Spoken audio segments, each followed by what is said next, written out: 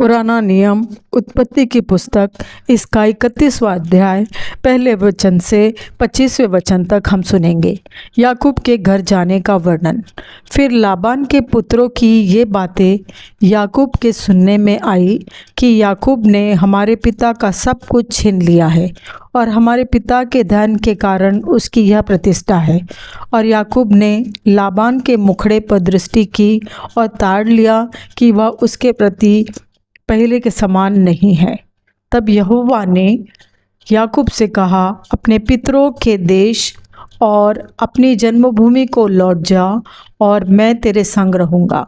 तब याकूब ने राहेल और लिया को मैदान में अपनी भेड़ बकरियों के पास बुलवाकर कहा, तुम्हारे पिता के मुखड़े से मुझे समझ पड़ता है कि वह तो मुझे पहले की नाई अब नहीं देखता, पर मेरे पिता का परमेश्वर मेरे संग है।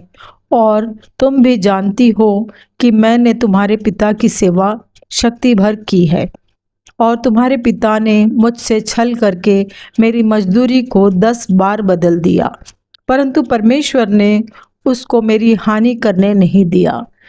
जब उसने कहा कि चित्ती वाले बच्चे तेरी मजदूरी ठहरेंगे, तब सब भेड़ बकरियां चित्ती वाले ही जनने लगी। और जब उसने कहा कि धारी वाले बच्चे तेरी मजदूरी ठहरेंगे, तब सब भेड़ बकरियां धारी वाले जनने लगी। इस रीति से परमेश्वर ने तुम्हारे पिता के पशु लेकर मुझको दे दिए। भेड़ बकरियों के गाभिन होने के समय मैंने स्वप्न में क्या देखा कि जो बकरे बकरियों पर चढ़ रहे हैं सो धारी वाले, चित्ती वाले और धब्बे वाले हैं। और परमेश्वर के दूत ने स्वप्न में मुझसे कहा, हे याकूब। मैंने कहा, क्या आज्ञा? उसने कहा, आंखें उठाकर उन सब बकरों को जो बकरियों पर चढ़ रहे हैं देख कि वे धारी वाले, चित्ती वाले और धब्बे वाले हैं, क्योंकि जो कुछ लाबान तुझसे करता है सो मैंने देखा है। मैं उस बेतेल का ईश्वर हूँ जहाँ तूने एक खंबे पर तेल डाल दिया और मेरी मन्नत मानी थी। अब चल, इस देश से निकलकर अपनी जन्मभूमि को लौट जा।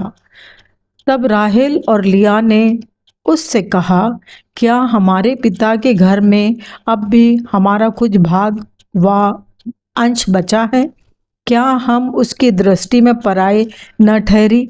देख, उसने हमको तो बेच डाला और हमारे रुपये को खा बैठा है। सो परमेश्वर ने हमारे पिता का जितना धन ले लिया है सो हमारा और हमारे लड़के बालों का है। अब जो कुछ परमेश्वर ने तुझसे कहा है सो कर।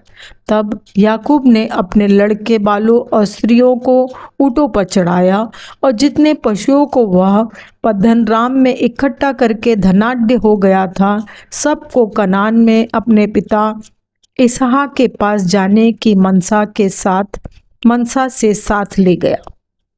लाबान तो अपनी भेड़ों का ऊन कतरने के लिए चला गया था और राहेल अपने पिता के गृह देवताओं को चुरा ले गई। सो याकूब लाबान अरामी के पास से चोरी से चला गया, उसको न बताया कि मैं भागा जाता हूँ। वह अपना सब कुछ लेकर भागा और महानद के पार उतरकर अपना मुंह गिलाद के पहाड़ी देश की ओर किया। तीसरे दिन लाबान को समाचार मिला कि याकूब भाग गया है। सो उसने अपने भाइयों को साथ लेकर उसका 7 दिन तक पीछा किया और गिलाद के पहाड़ी देश में उसको जा पकड़ा। तब परमेश्वर ने रात के स्वप्न में आकर लाबान के पास आकर कहा, सावधान रह, तू याकूब से न तो भला कहना और न बुरा। और लाबान याकूब के पास पहुंच गया। याकूब तो अपना तंबू गिलाद नाम पहाड़ी देश में खड़ा किए पड़ा था और लाबान ने भी अपने भाइयों के साथ अपना तंबू उसी पहाड़ी देश में खड़ा किया। यह परमेश्वर का वचन है। परमेश्वर का धन्यवाद हो।